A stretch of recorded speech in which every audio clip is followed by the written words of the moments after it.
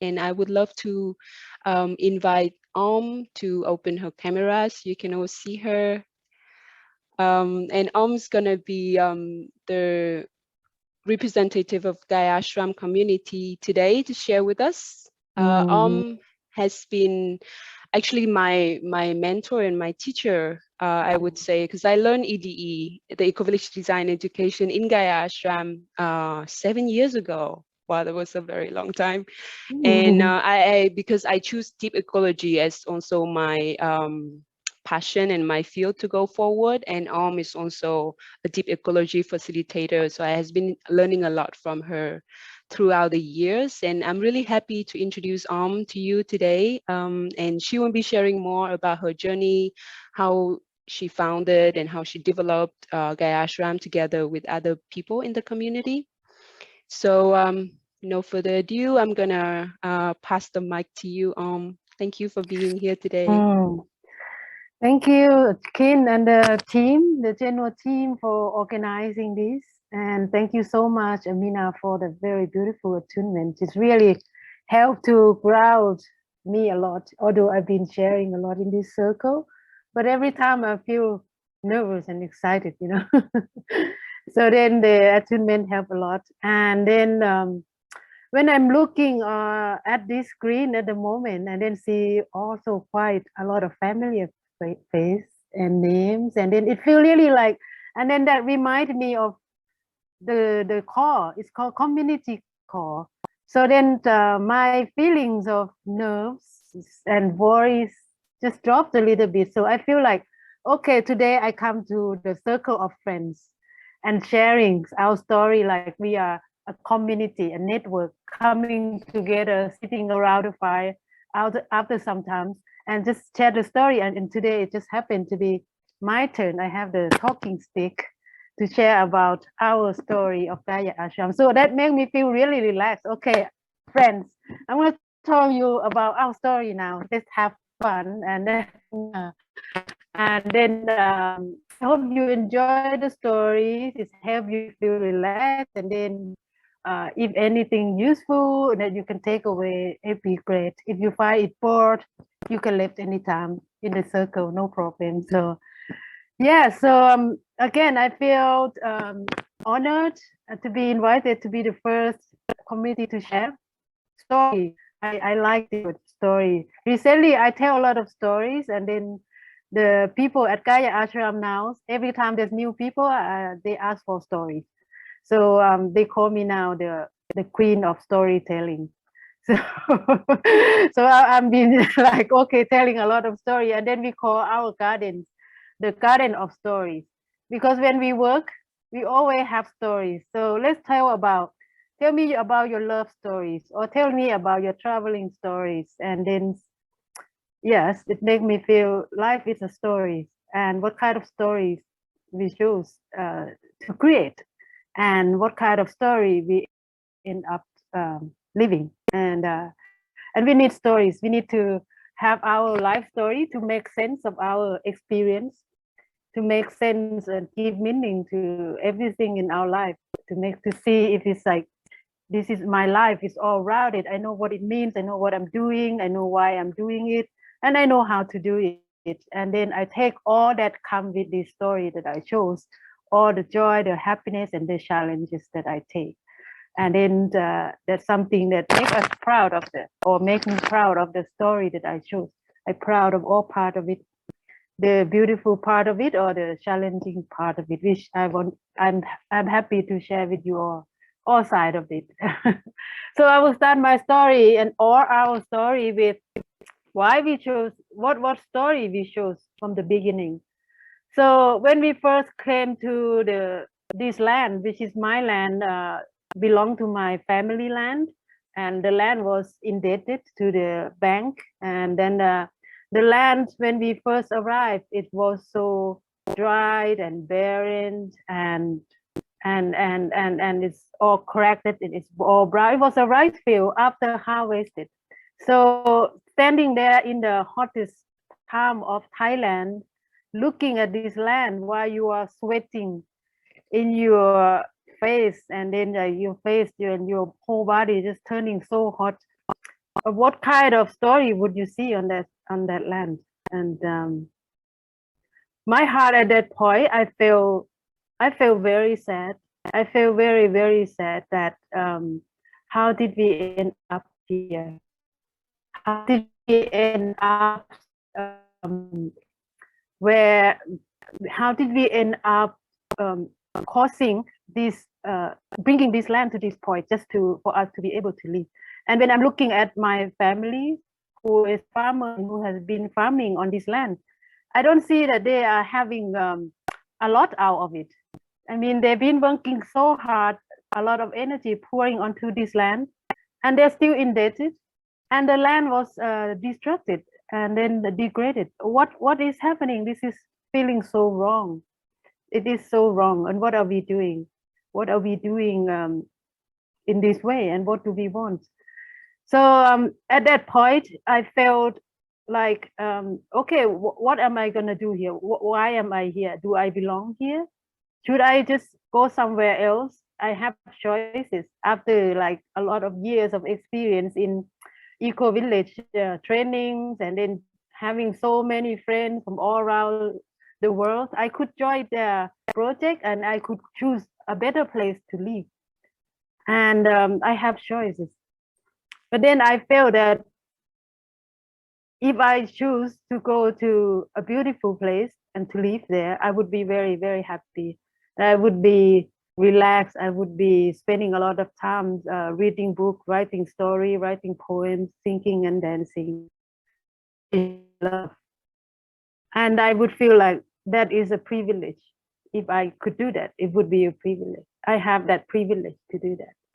But then I think like, but if I choose to be here and to work with this land and to learn about the magic of the land, the magic of Mother Earth, on how she's creating life, how can she bring life to the land through her process. And if I choose to be here and to learn her magic and to work with her to creating beauty, that would mean a lot of honor. So I chose a story of a privileged life or story of honor. I feel I chose the story of honor. I want to be working with the Mother Earth. I want to learn her magic of how to bring back life and how to bring back beauty. I feel excited then when I have that story in my mind, imagining that, wow, I will be learning the magic of the earth and I'll be working with her to bring back the beauty to this land. Wow, that excitement like bring me like to choose this story. And that is how we starting Gaia Ashram. So at first we just we already have strong intention, especially with my partner Tom Dieter. He's have very, very strong passion about bringing biodiversity, regenerating nature on degraded land. And although at that point we were not having that much experience and practical knowledge on regeneration, but we feel that we were human and we can learn.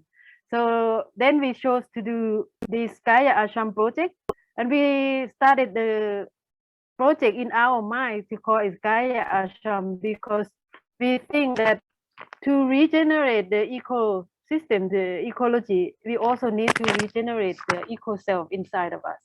And we need to work both, ecology and the outer ecology, which is what we both have learned and inspired so much from the deep ecology philosophy.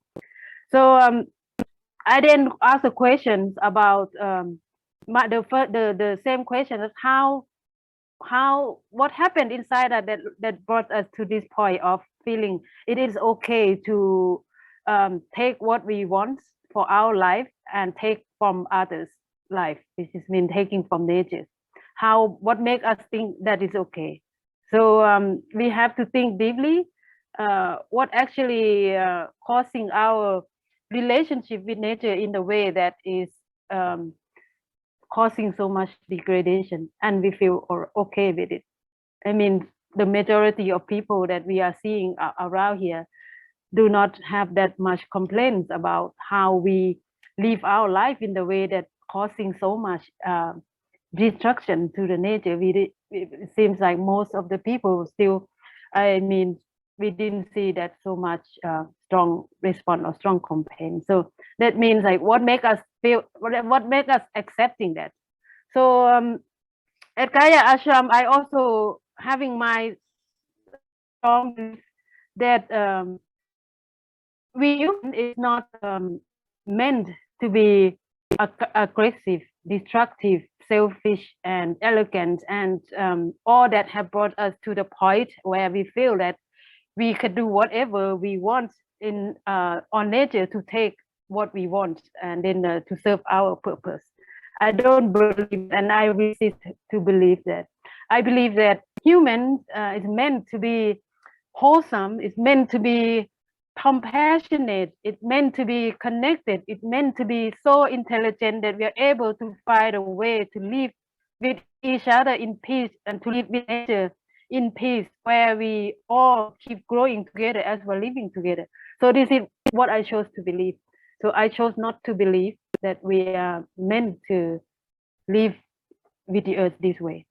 So then Gaia Ashram to be created to explore. So what kind of education or what kind of learning or what kind of living lifestyle that would nurture that part of us, that would nurture our compassion toward ourselves, toward nature, toward each other, that would nurture our understanding and building up the knowledge and the culture on how to live with nature and how to live with each other.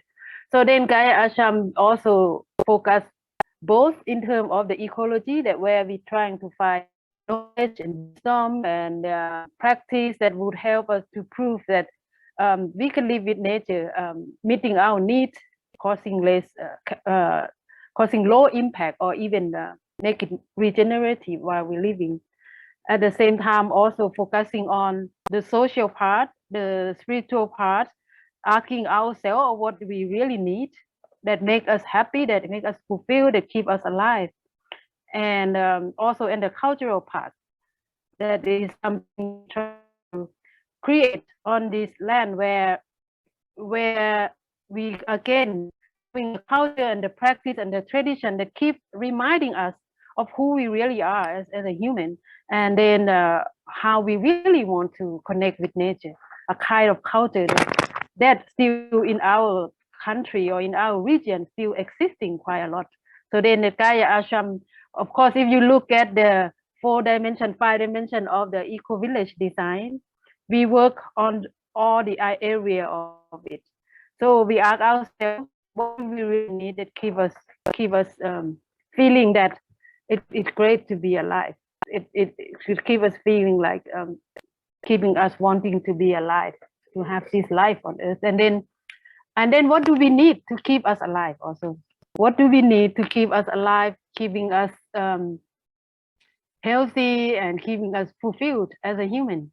And then we design, and when we think like, okay, to have that our needs met, what do we have to decide to create or to co-create together to have our need met, and also at the same time nurturing ourselves as a human being, and while we are also working with nature. So that is like the social and the cultural aspect of it. And then the economic, we also asking ourselves what is wealth, and then how can we find what we need, our economic needs, in the way that is low impact or regenerative. So we try to also then find a business models that we could regenerate income, at the same time also regenerating self-love, self-respect, and regenerating ecology. So whatever we do, we're trying to think of it holistically from different aspects. For example, when we creating this business, what we call Gaia Essence business, how can this business also nurture the social connection? How can this business also regenerating income and make it fair share? And how this business also can help to regenerate the ecology? And how this business also being a space of self-expression. for the people who are involved in it. So that is a brief story of us. How is it so far now? It feels strange to be talking for a long time alone. Thank you. For me, it's been great. I don't know about others. Maybe you can choose some icon to show how you're feeling. You can also say that in the chat. And now, just a note, I think the internet where you are, it's a bit weak. So I don't know if there's any adjustment you can do to make it a bit clearer. Okay, so yeah, after this, I will go somewhere and outdoor with the greens, and then later on I will show you around. So, but now is it okay to continue? Yeah. Is it good How is enough, everyone? everyone? Yeah. Right.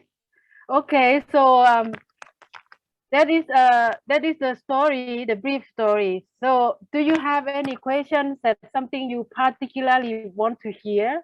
So maybe we take a few minutes here from everyone. You can speak on your speaker, or you could write on the chat also. There's so many stories. I waste your time by just sharing story that I wanted to share. I'm not sure if you want to hear it. So if you can just give me a hint of like, okay, I want to hear about this and that, and then I can sum up and then round up into the stories that for the rest of the time I can share with you.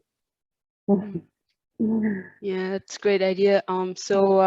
Everyone, if you have any specific question or interest on certain thing you want to hear about Gaia Ashram, please raise your hand like Luvian is doing now to ask directly, or you can also put that in the chat. So yeah, Luvian, what's your question? Thanks, Kim, and thank you all for sharing. Well, I have like 10 questions at least, but I'm just gonna ask one for now. Yeah, I'm curious about like, especially in the beginning phase, I also was living in an eco village in Taiwan called Sunclover Eco Village, and when I was there, we were in the beginning phase of the eco village. They were just the co-founders just moved for like 4 years, and they were renting a space. And well, my experience in the beginning phase is really tough, and there's a lot of work. So I'm just curious to hear more about like what are the challenges that you faced in the beginning and how did you overcome it? Thank you. Okay, thank you.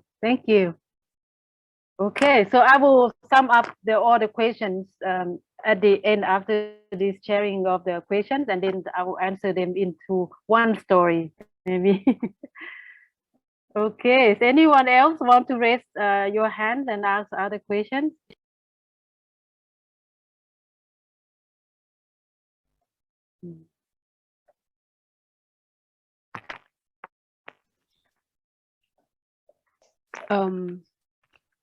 So while everyone is still thinking of the question, oh yeah, I see Vic Q from Malaysia.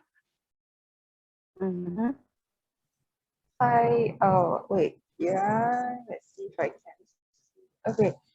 Yeah, hi, Om. Thank you so much for sharing. My question is that, so you are working, so Gaia Ashram bring a lot of people together, and there will be a lot of people with different perspective or different view and opinions.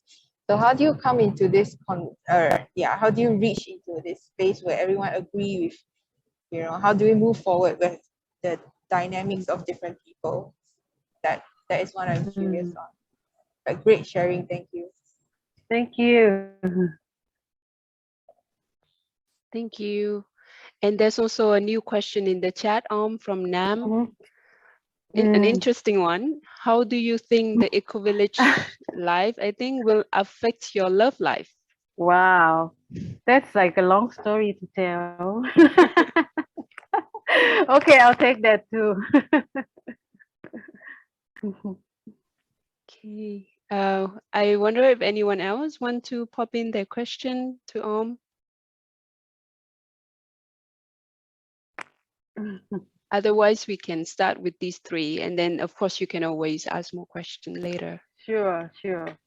Okay, so The story of the beginning have both like a very, very powerful, it's both very powerful moments and also challenging moment at the same time. For the part that is powerful is that because you were very fresh, you have a lot of dreams, and then all the dreams look very beautiful, you know.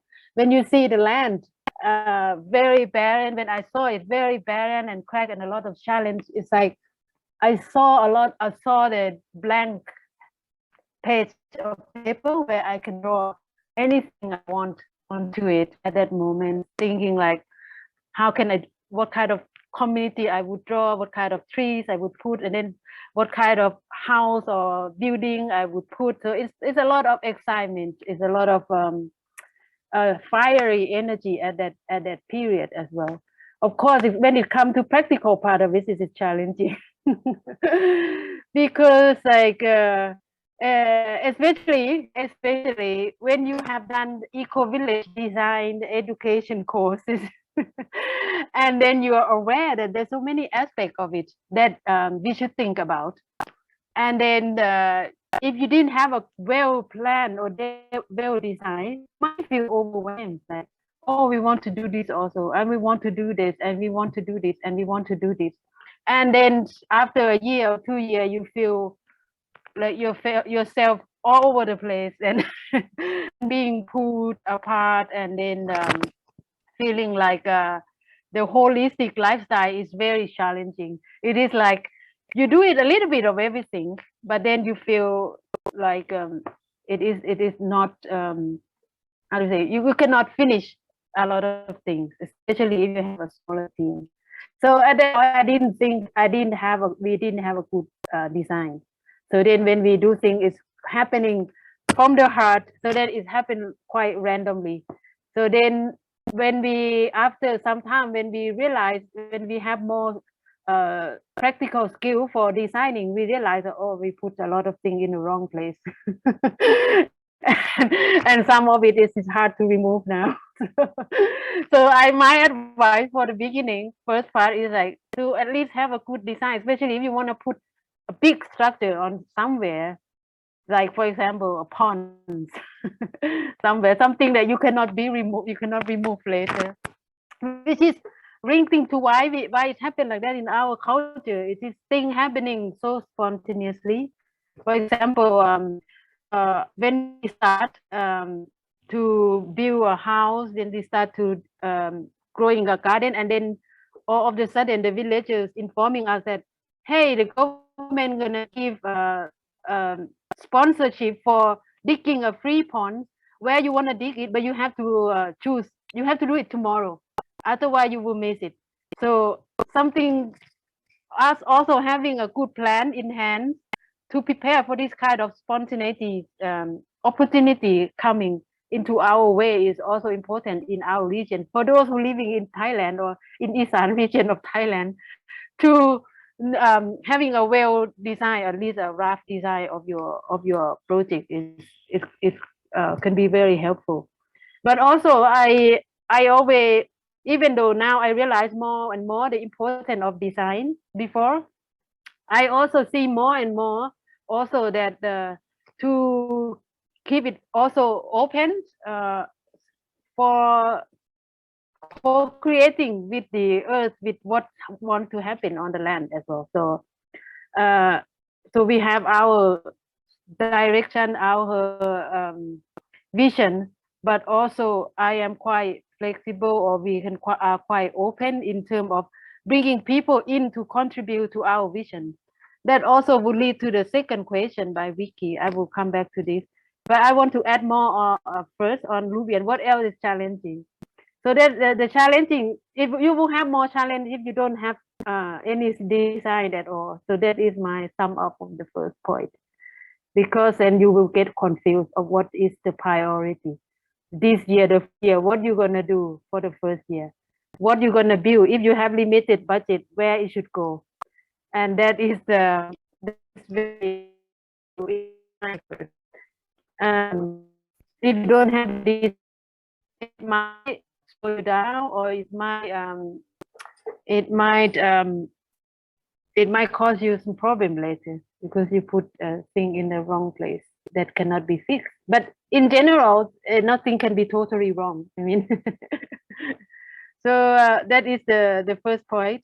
And then the other point is about the connection with the local people, because we're coming into, even though it was my own village, I grew up in this village, and then this land is my fatherland, and then my families are quite accepted as part of the community, of the local community. But we came in quite different, with different concept, with different perception, with different story that we want to create. And although some values we share with the local people and we respecting their culture, but still there's something different, something we don't want to participate, and something they will see us as strange. But anyway, even though you leaving your house and we have our project like 1 kilometer away from the village itself, but still you are stranger coming into a community area. And we find that it's so important to have good connection with the, because even though we might come with the attitude that we will start and creating this community. We don't need to, we have our budget, we have our dream, we have our knowledge, we have our skill, we have everything to create. We don't have to depend on the villages. And even that concept is not very realistic for us. So in the beginning, we need a lot of their help. We need, our food need to come from the village. Our water need to come from the village at the beginning. And then when we have problem, when we have fire, they have to have the villagers helping us to stop the fire, for example. When you start, it's good to think about it, where you are going to in that local area, even though you think you're quite far from the villages, but still from their perception, you are still in the community area. Even though it's land that you have like legal rights into it, but in their perception, you're still on their community space. And if they see you as like you are in their community, in their village area, but you're not participating, or you're not connecting well with the village, then that is like, I feel it have this this feeling of not trusting between the village and it to perceive to us, like what are they doing, who are they doing, why are they doing all that strange things. So sometimes they feel intimidated by that also, even though we are doing it a totally different culture just next door. And I point this out. It wasn't so much of the problem for us at the beginning, because my family helped a lot in mentoring us in how to connect and approach the village. So they were helping us at the bridge. We first came in and then having this very strong vision and all know how we should live our life. And then we go telling them like, okay, everyone, let's organic garden, let's with like natural materials, and then we came very strong. And then that was just like, okay, bye-bye. So then they will say like, okay, you go live your life then. And then that makes people don't want to listen to you, because they don't see anything. They just see words. They just see stories in our head. And then later on, they see us like we don't even know how to build a stool. And then we going telling them of how to live a life. So they're seeing us like awkwardly, like building something, and then you say like, okay, what are you talking about? So how is that perception causing problem or making it challenging? This is that yeah, with the realization that we need them help still. We still need their help, and then also we also being there want to feel safe as well, right?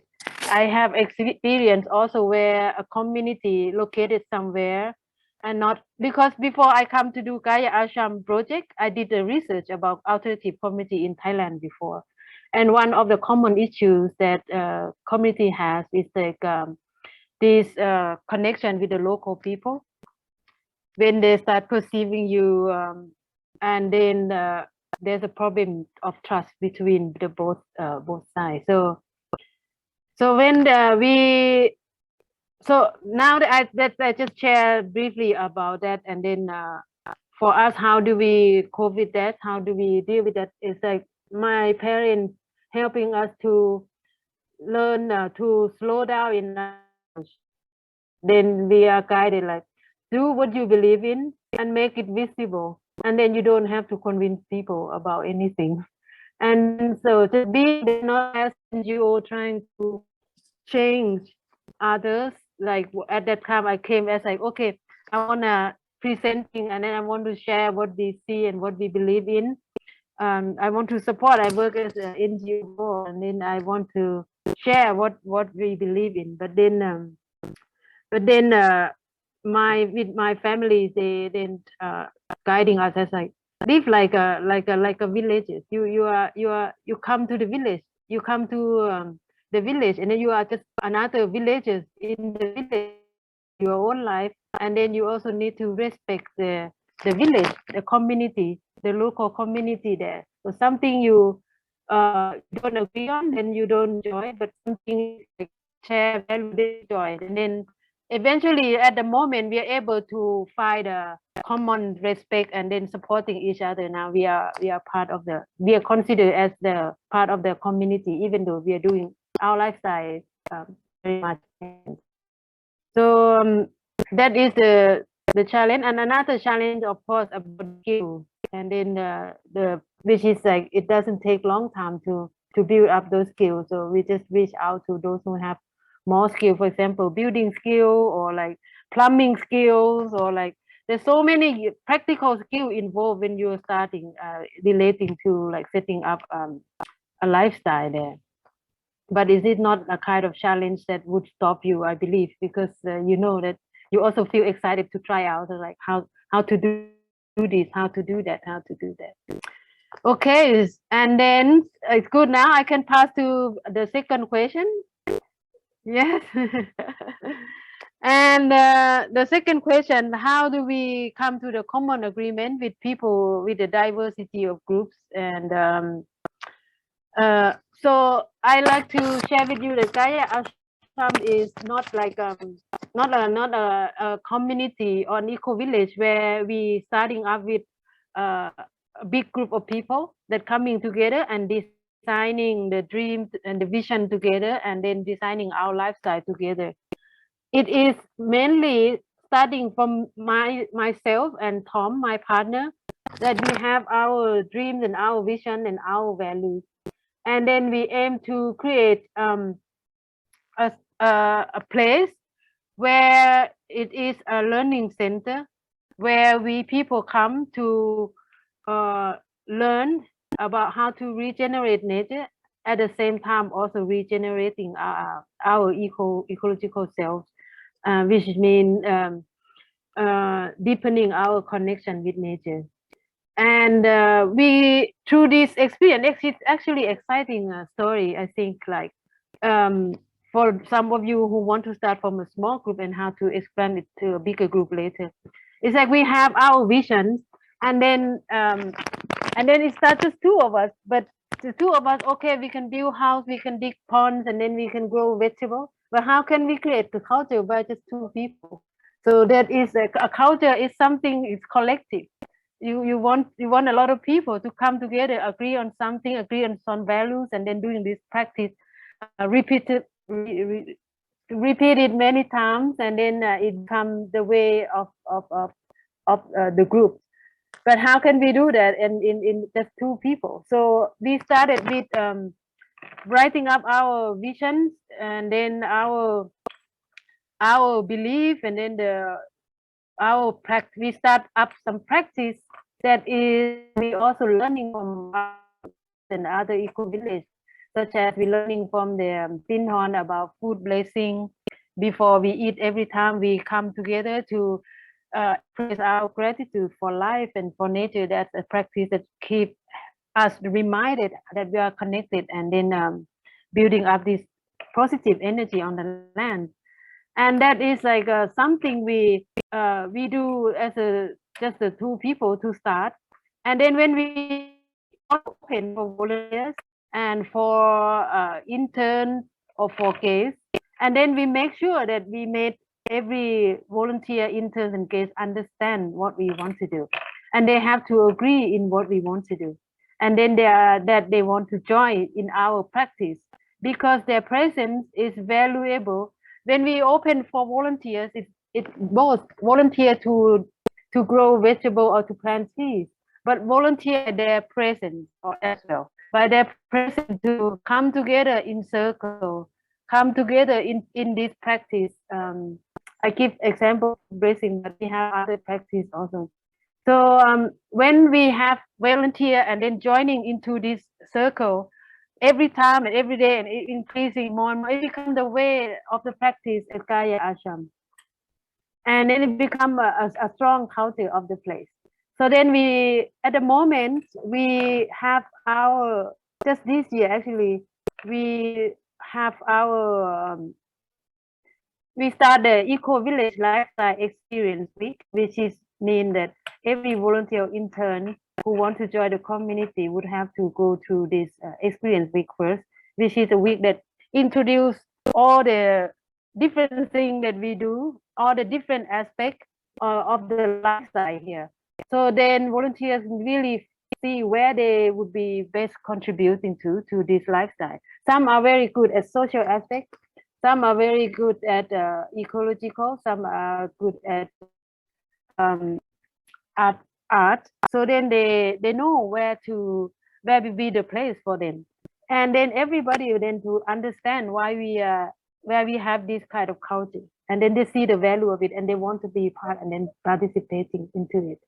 So that is like how is this answering that question, is that we have the influx of people, I mean like the flow of people in and out.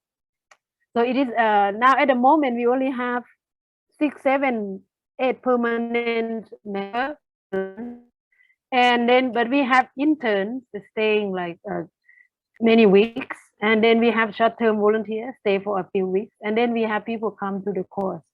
And then what I really like to share, and then I think like I like, oh, this works, this it can work, that we could help and create a culture and a space where new people that coming in, even for 1 week or 2 weeks, feeling like they are in the community, really, they're experiencing and they're benefiting from this community, and then they are part of it. Last week we have a family from France came to join us for a week, and while we also having our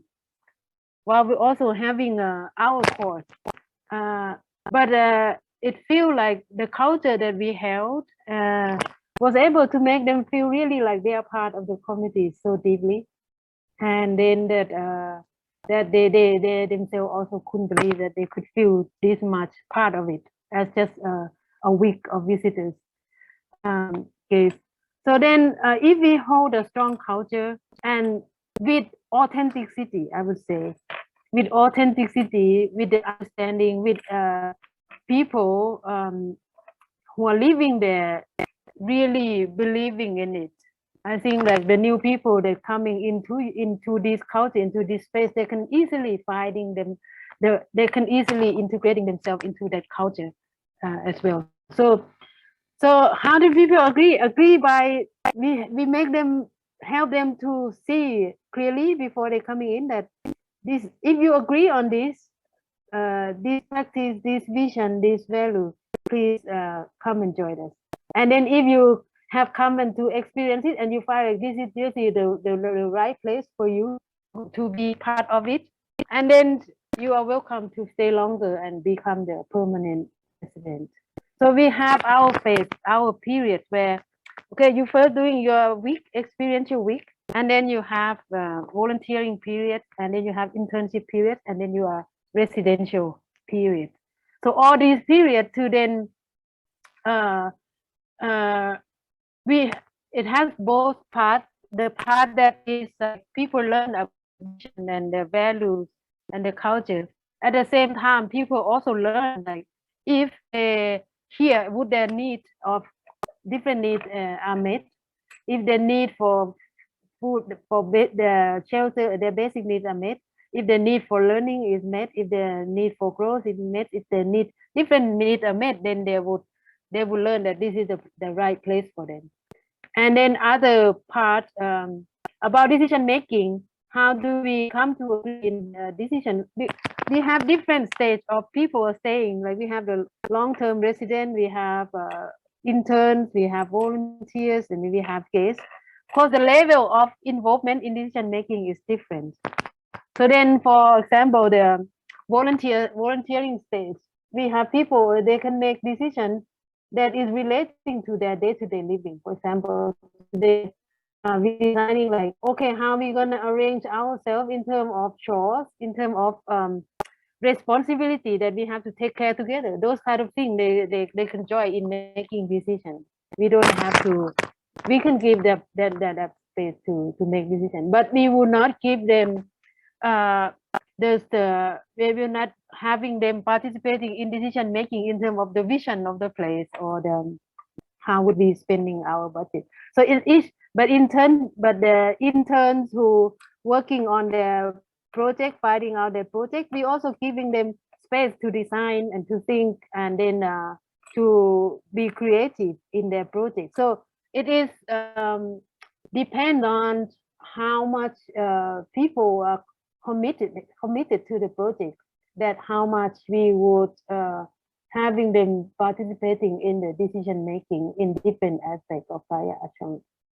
Well, what we need to remember that they have to participate enough, they have to be part of the decision making enough to feel that this is their place, they own this space, this is their community. Even the volunteer, there's something that relating directly to their day-to-day living, such as the food, and then the arranging different chore things, those things they can be part of. So just trying to think like they can be part of as much as possible. And then facilitation is important to how can we facilitate decision making and process that people feel included, and then like their contribution is valued, which is also one of the aspects that we're trying to promote as well. So I just started last Wednesday to give training on facilitation skills to the people who stay here for like as an intern that's longer than like 5 weeks. So then they can have this skill on holding the space and then holding the decision making among themselves that relating to their area. So yeah, we also see that important as well. Okay, so is that answering the question? Yes. To Vicky? Thank you very much. Yeah, very helpful. Okay. And the love life. I think how eco-village affect your love life. You mean, okay. It affects a lot our love life, especially my personal story. This is just from my perspective, okay? If you want to hear from my husband, you can message him. But I cannot speak for general. I don't know, it might be different for different people, but for me, my love life including so many things. My love life, I have things that I love to do, you know, thing that I love, and the people that I love, and the people that I want to feel loved by. So that is how can I say my love life. So for myself, to arranging myself around the love of life, this is like is it a bit of challenging, because it seems like I spend a lot of time for things that I love more than anything.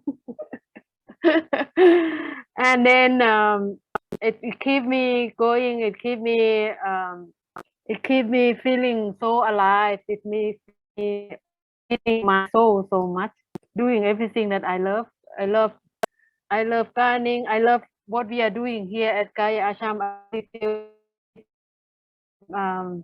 This is where I love to be, this is the story that I love this life.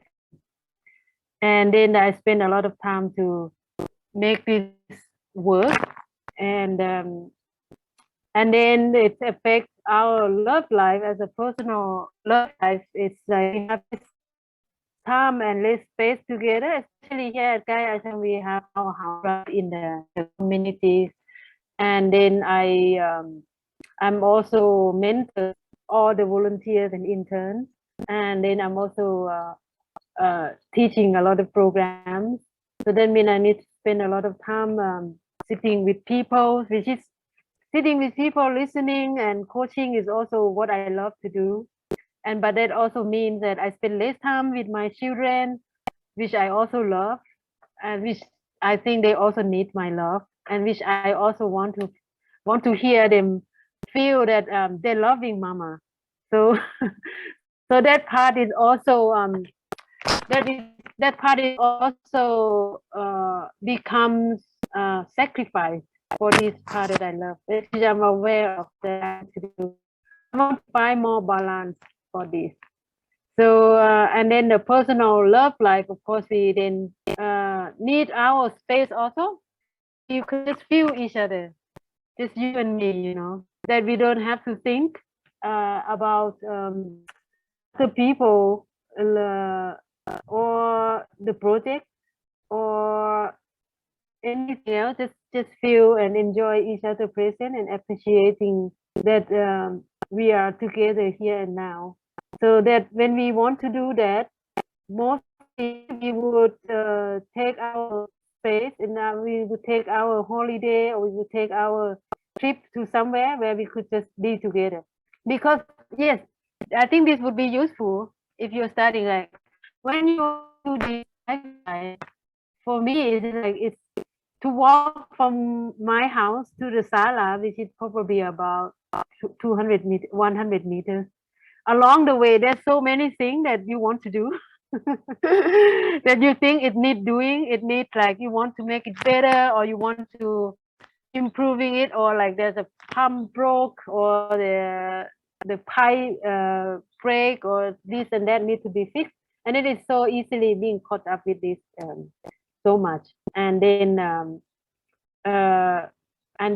when we that is what happened to us, or to me and our family, is that when we are here, it is hard to think of anything else.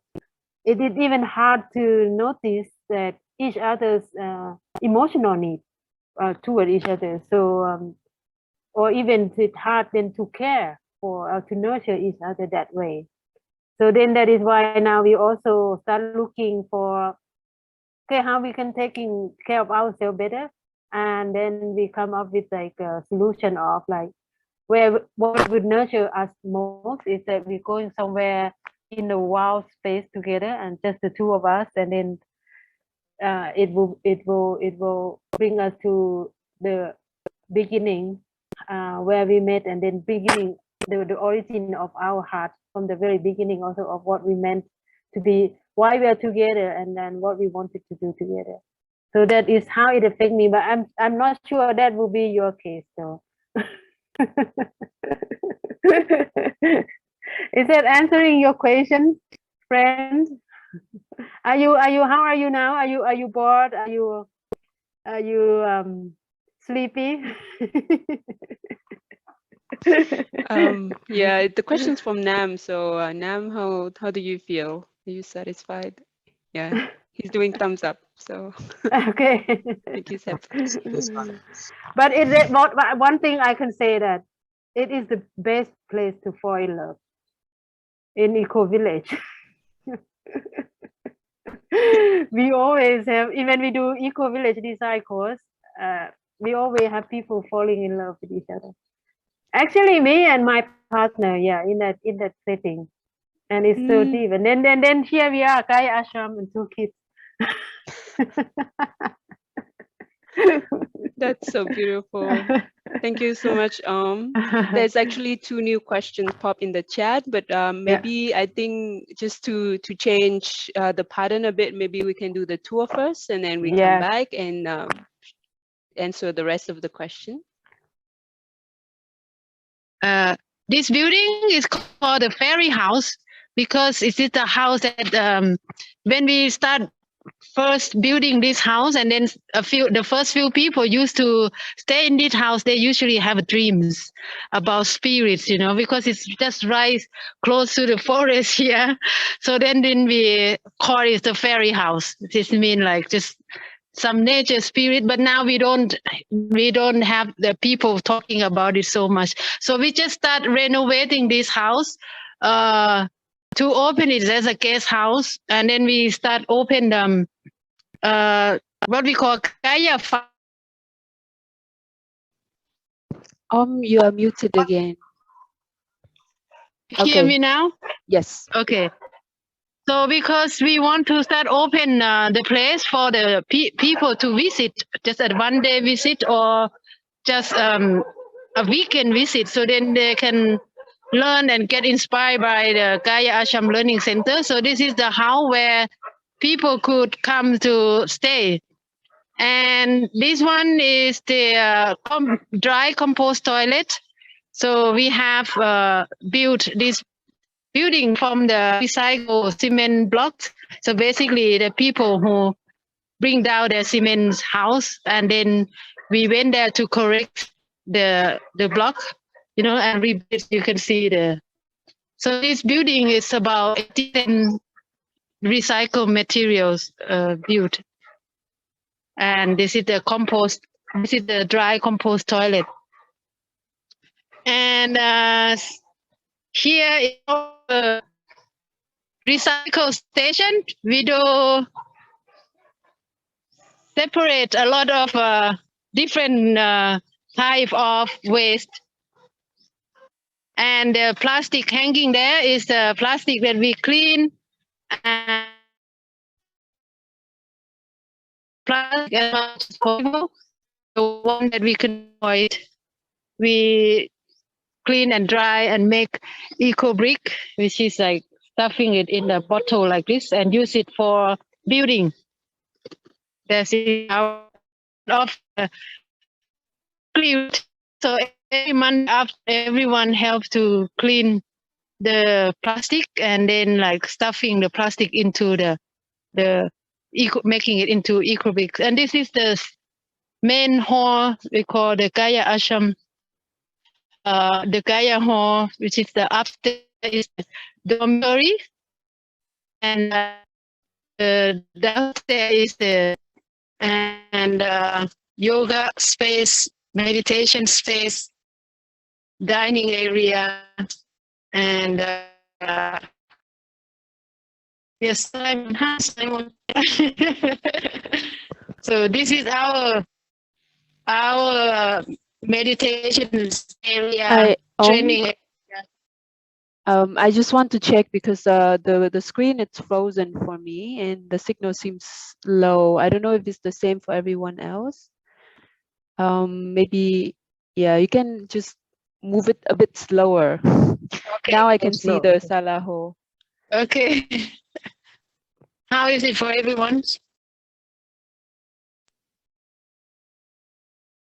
How's everyone? Can you see the Salaho indoor now? Yes, but it's freezing.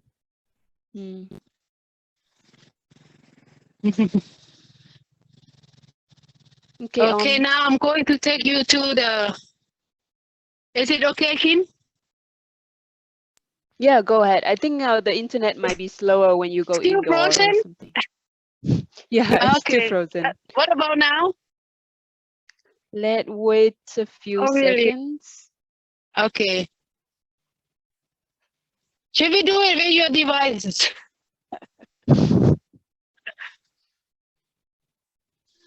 Oh. Yeah, it's still the Salah for me now.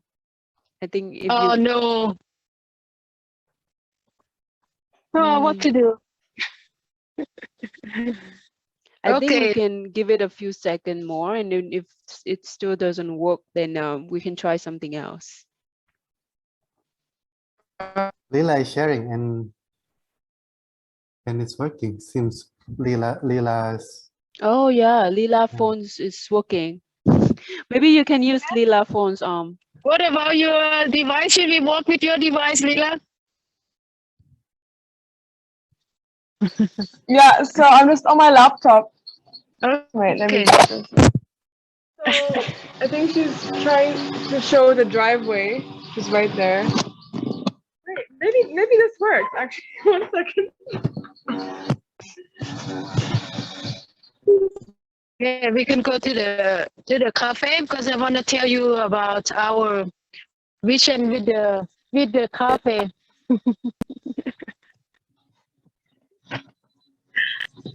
You see? Yes. Okay. Yeah, we're seeing it. Lila, are you on Wi-Fi or mobile? Oh, my Wi-Fi. Oh, okay, so Wait, I'll mute myself. I'm sorry. It's okay. Technology is always challenging when you do this. We don't have a good internet yet because we are too far from the village, they said. Mm. Yeah, we can see the cafe from Lila's Okay, laptop. great. So this is the Gaia Cafe that we want to open. We already opening, but the idea is that we open this as a visitor centers. On the weekend, we can open Gaia Ashram for people from the city or from around the location to come and then take a tour or visit about Gaia Ashram, get the knowledge. And now we have our intern Emma is working on the information booklets, which is including the map of Gaia Ashram and informations about permaculture and the practices that we are doing here. So then people who come to visit Gaia Ashram on a one-day tour, they could see a lot and then they get a lot of knowledge from this place, and then they can have lunch, coffee here. And we also, in this cafe, we will work with the local people that we will start also a local farmer market, little market where we also sell. I can do okay. I can do the. Is it gone? Oh my god. Oh, Okay. internet just got Okay. bad. Okay. Do you hear me? Yeah, we in? can hear you. Did you see also? Can you see?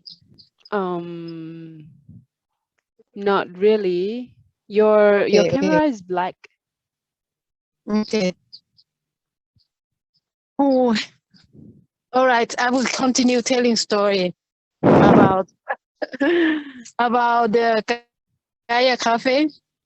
So I think we are ready to welcome more people who are interested to come and see Gaia Ashram, learn and get inspired that it is possible to live our life that is meaningful, fulfilled to what we need, and then also regenerative in the way that we're living. So we think consciously of how our input, the input that we take to sustain our life, like food, shelter, and different needs that we have to take the input to keep our life sustained, can be as much as possible regenerative or at least low impact to nature.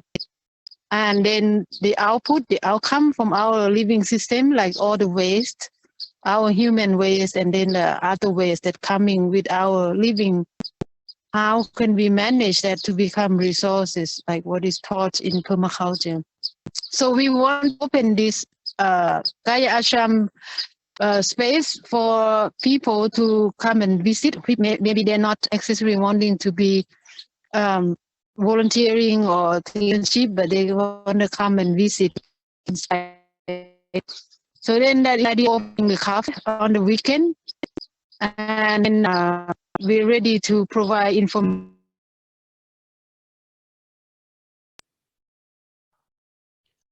I think we lost you. So this has always been challenging for us. I think not only Gaia Ashram, but a lot of other communities, we don't really have that strong internet like in the city. So please bear with us. Yeah, and while we're waiting for to come back, there's another way that I can help you to see how Gaia Ashram looks like is to show you a video of Gaia Ashram. I think that could somewhat compensate for the tour. So just give me 1 sec. I'm going to show the videos now. And in the meantime, we'll let to have a few minutes to come back.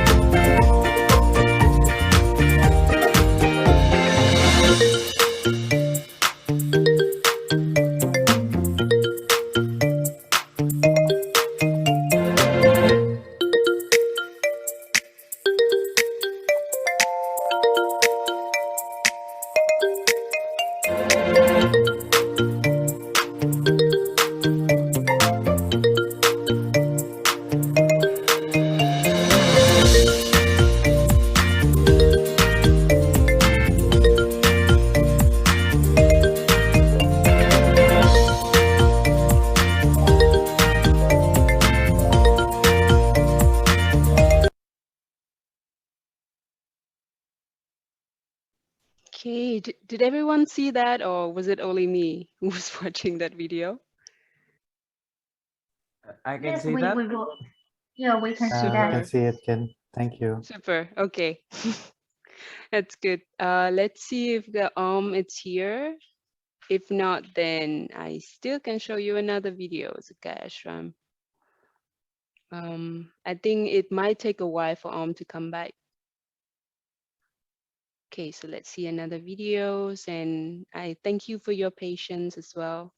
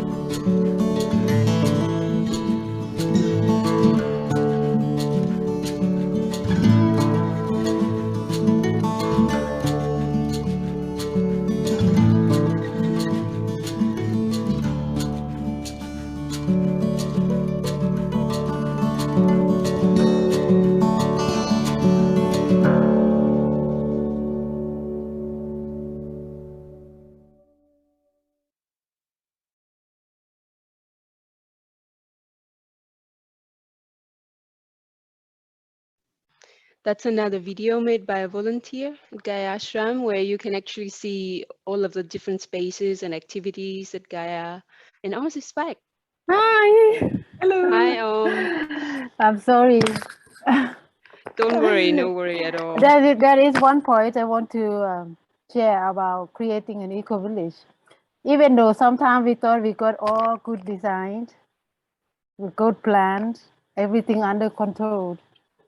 You know, so much things that happens. Looking back 10 years, thing that is 80% what happening here is what I didn't plan. That's life, no? You dance with the emergence. Yeah. Thank you so much for the intention, and also the first part of the tour was really clear and nice. And when you got dropped off, I also share a few videos of Gaia Ashram. Oh, okay, cool, so cool. people have a sense. Yeah. Right. And right. I'm just right now asking if anyone have any question or if they want to share something. Yeah. And Amina also sharing her reflection in the chat before she has to leave. Thank you, Amina. Yes, thank you. So I got a question. So like mostly the house in Gaia is like the soil, like the soil house, right? Yeah, earthen house. Or maybe you can share about the materials that you use to build the houses there. Yeah, so mostly earthen material mixed with other materials. So we used to mix earthen material with wood, and it doesn't last very long with the wood. We have termite issues. So termite love the earthen building, so they live there. We put the wood structure in the earthen building, so then we give them food and house to live. So then now it's earthen building mixed with metal structures, metal structure roof structure, and but we try as much as possible to use recycle metal structural metal. And we have just one small wooden hut, bamboo hut, but other that we have about seven earthen buildings here. Can I follow up on that question? This. Do you get all of the earth in the property as well? Yes, on our property we are about 6 hectares. So on this area, there are area where we have clay that is good for building. So so we just need to look like where is the good building material is. So yeah, if you have your property, but with earthen buildings, you could use many different techniques. So if you want to build with adobe bricks, you want clay. But if your soil or your dirt is not clay, it's rather sand or with more sand or more rocky, so then you can use a different techniques like earth bag, which is you don't have to have the clayly property for earth bag. So yeah, there's a different technique that you can do, or doing earth chip, for example. Thank you. Wonderful. Thank you, Om. Before we take the next question, there's actually a few questions from the previous round that we still hadn't addressed yet. The first one, it's about, have you ever invited the surrounding community to do a course like an Eco-Village Experience Week in Gaia Ashram? Do you want to take that question? No, the Eco-Village Experience Week, because I think that they wouldn't enjoy it. And but we invite them to join us in a different kind of activities, like when we hold a ceremony, and we would end a blessing ceremony, for example, and then we invite them to join us in the kind of practice and ceremony that they also do as their own tradition, you know, at in Thailand. Before we build a house or after we finish building house, we have the blessing ceremony where it's in the circle will include village leaders, the elders, monks. So then we inviting them to ask different activities that they would enjoy more. I used to invite my brother and his friend to join the permaculture course, for example. They just left after half an hour. I see. Thank you. I think we need to translate it in the way that they could enjoy. They can relate to. Totally, yeah, that really makes sense. Mm. And the next question, it's about what are the core values and main progress that you use to make people from different places and cultures to live together harmoniously? The main value and the I different think what? process. Process. Okay. So the main value, the core value is love for life, love of life, love to be alive, love the life that we have, and a gratitude for the life that we have. And that also brings us to ask ourselves questions: what makes us love our life, and what makes us feel grateful for this life.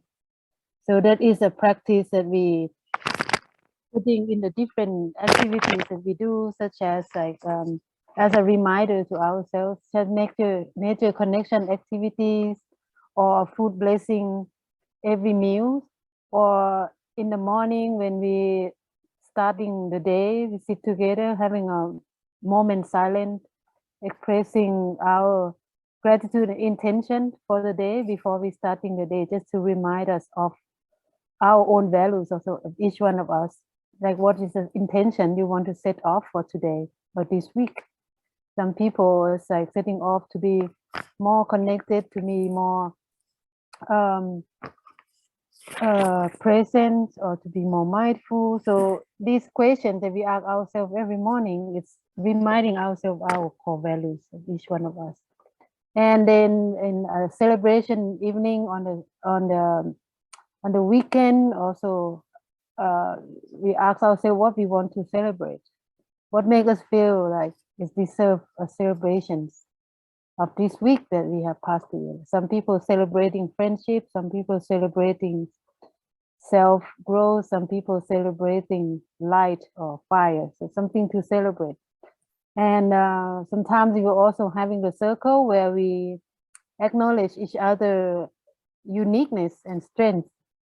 What I appreciate in you is, so all this practice helping people to realize that each one of us are unique as a human. We are all different, but we are all unique, and we are all contributing to the whole. And we all, so that what the message that we want to bring about when we people are here is to understand the diversity is a gift and diversity is strength. But if we're not aware of the diversity, it becomes a challenging. So it is in our practice, awareness of diversities is very important. And that is also why we having this eco-village lifestyle experience week, where all this point is being facilitated for a group to realize so deeply, and then understanding is within 1 week, seeing like the beauty of each one, and then able to create a space where each one could feel really free to be themselves. It's to really trusting that each one of us have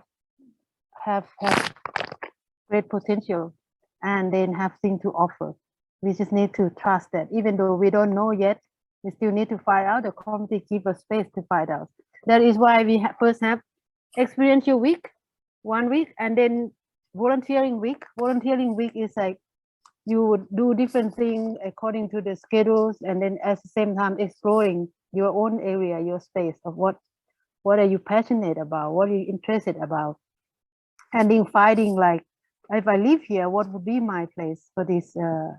How would I contribute? And then you, after that, you go into internship periods where would you create a project based on what you love and based on your passion, and then seeing like how can you use that passion, do what you love, but also it enhancing the whole to become better.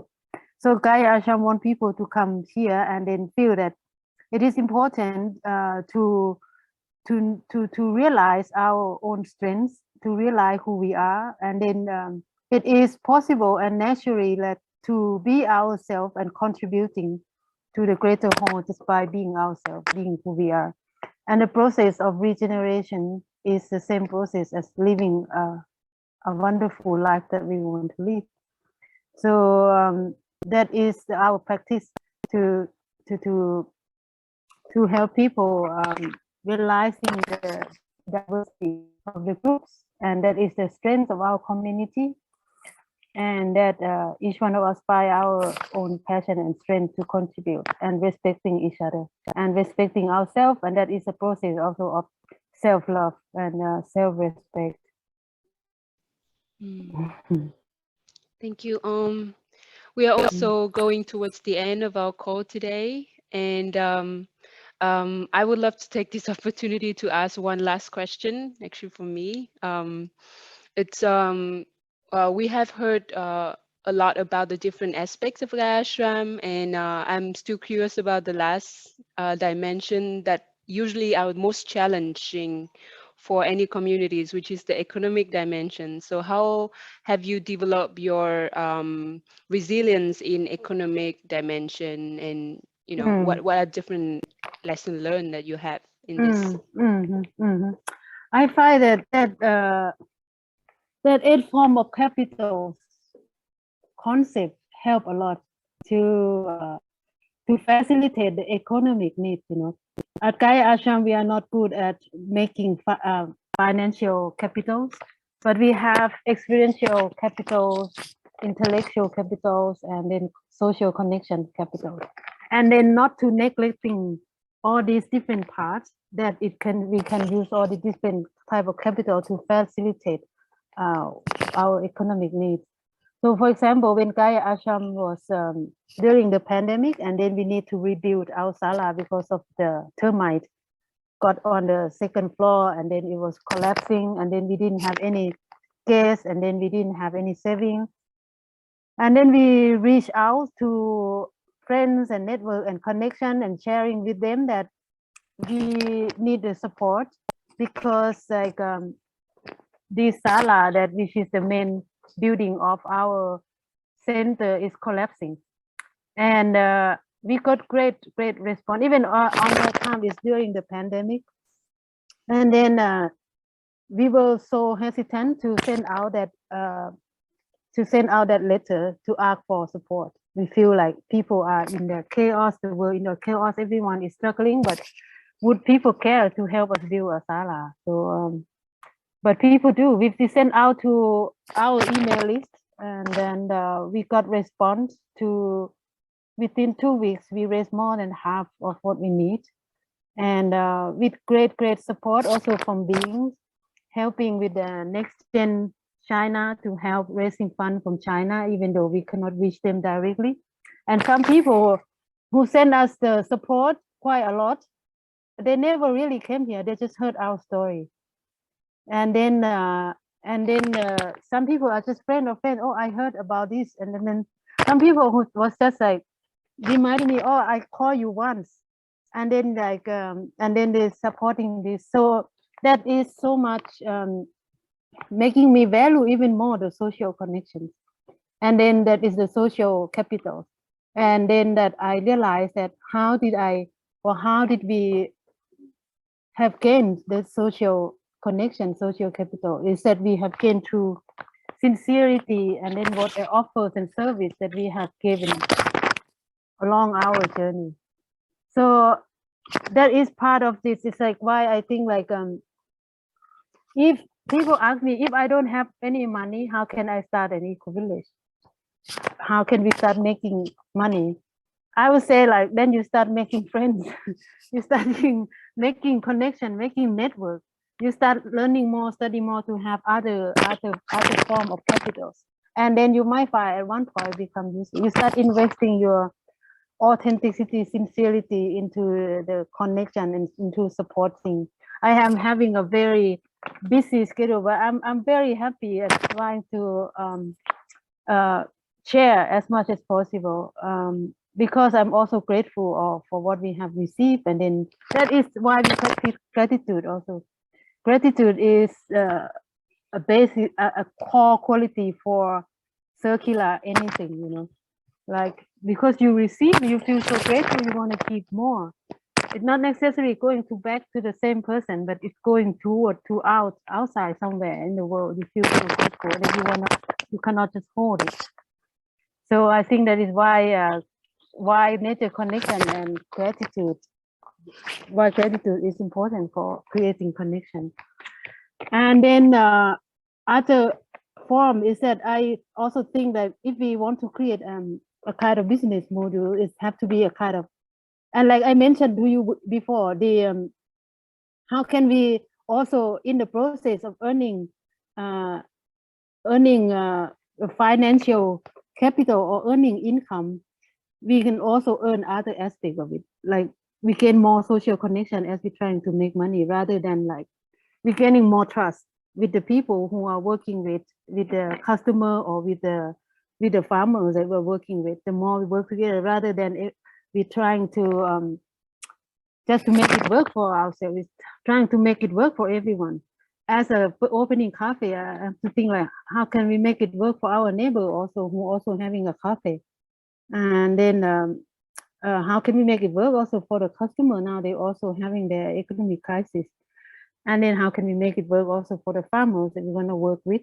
So that is like the idea. I come, for example, the cafe is like we're gonna have our neighboring cafe. They're good at making bread. We are asking to make bread for us. They're good at making jam, so then we're making we have them making jam for us. And then it will be where the farmers, we will also sell product from farmers, and then will be a place where, this is what I learned from the pandemic, like between the connection between the city and the rural area is important. The rural farmers area, the countryside is important, because during that time I think like the city need the country farmers. At the same time, the country farmers also need people in the city nearby. The farmer cannot sell their crops to the main central part, to the big rice mill, and then send it out to other country.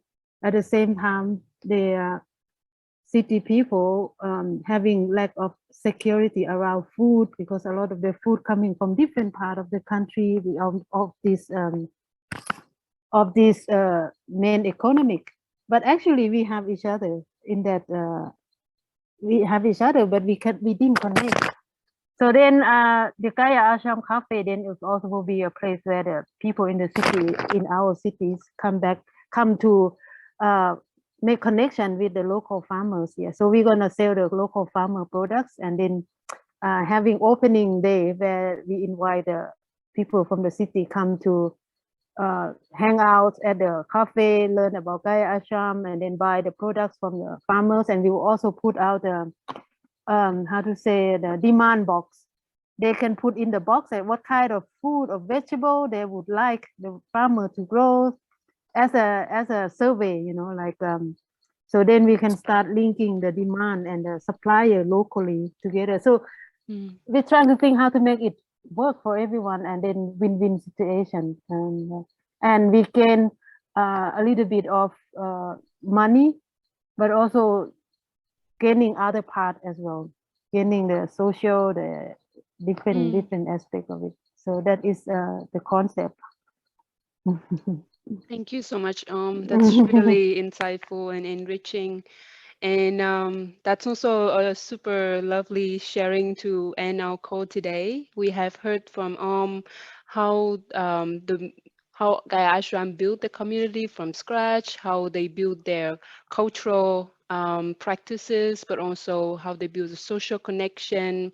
The ecology part you see from all of the practices that are being done, and also the economy part as well. So that's a whole system design look at the function of Gaia Ashram, how the community is living and running. And if you have any further question, please feel free to reach Gaia Ashram on their Facebook or Instagram. They're quite active on social media. And please, at the end of this call, I would love to invite everyone to think of maybe one word or a sentence that capture this section for you, and then you can share it in the chat, or you can also open your mic and share it as also a way to send our gratitude to for her sharing and her time today. Inspiration.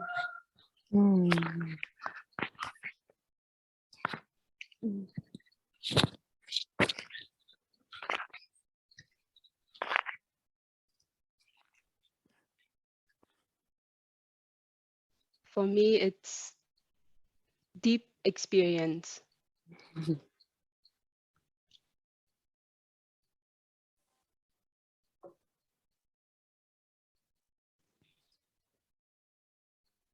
If you don't feel like talking, you can put it in the chat too. So VQ shared that it's been very inspiring and informative for her. It's fill in the gap. That sounds great.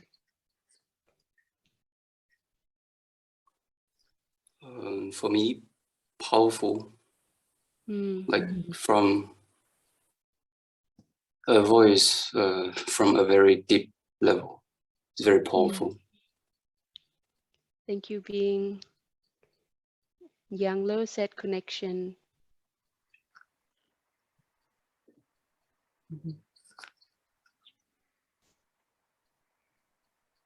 Thank you. I learned a lot, and I wish I can have stay in the Gaia Ashram within this year, and